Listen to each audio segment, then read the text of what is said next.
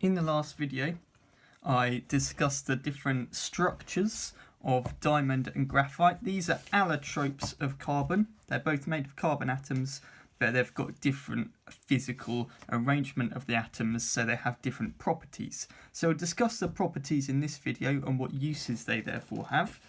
You should already have some vague idea.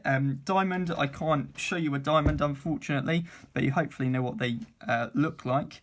Graphite, you are all very familiar with because graphite is what we call pencil lead. It's that shiny dark grey stuff in the middle of pencils. Okay, let's start with what melting points they have.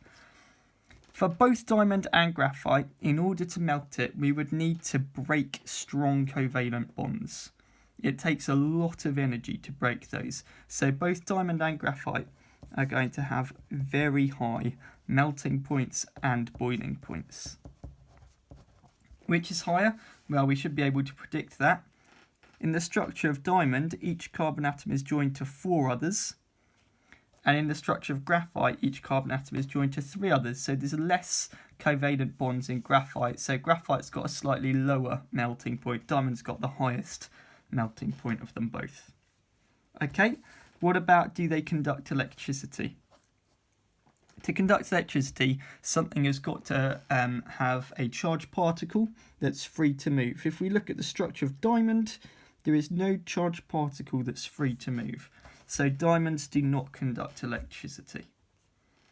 If we look at the structure of graphite, however, if we look at that cross-section where we see the layers, we can see these delocalized electrons between the layers. Now, those are charged particles, and they're free to move around. They can move through the structure between the layers and carry a current.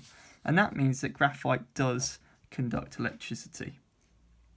Okay, what about hardness? You probably already have an idea that diamond is extremely hard, and that's because each atom is held in place in that 3D lattice structure and is unable to move. So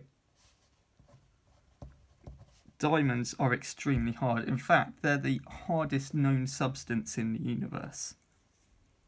What about graphite? Well, if we look at the cross-section of the layers again, we can see that although within each layer it's held together with strong covalent bonds that are very difficult to break, between the layers they're held together with weak intermolecular forces. They don't take a lot of energy to break at all, and that means that the layers are able to move over each other very easily.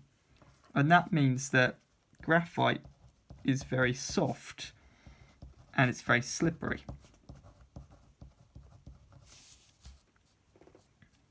Okay, finally, what uses does that give them? Well, we already know about diamond that's used in jewellery.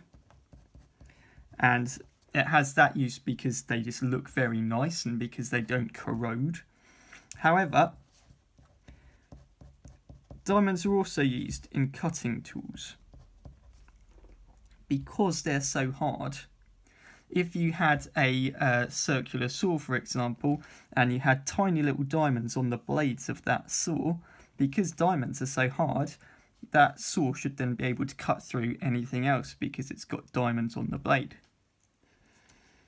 Graphite, we already know the use that graphite is used in pencils, and that is because it's got a nice dark colour, so it shows up easily, and because it's very soft and slippery, so when I move a pencil over the paper, whole layers are sliding off that piece of graphite onto my page and I can then see them. So it's because it's slippery that it's used for that.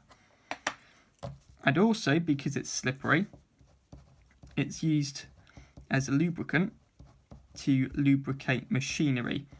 That means to make it move more easily. So for example, if you had some steel cogs in a machine that were turning over each other, if that was just the steel, there'd be a lot of friction between them. But if you coated it with graphite, then because graphite's slippery, they'd move over each other very easily. So those are the uses of diamond and graphite. Those are the properties they have, and that's why, because of the structures.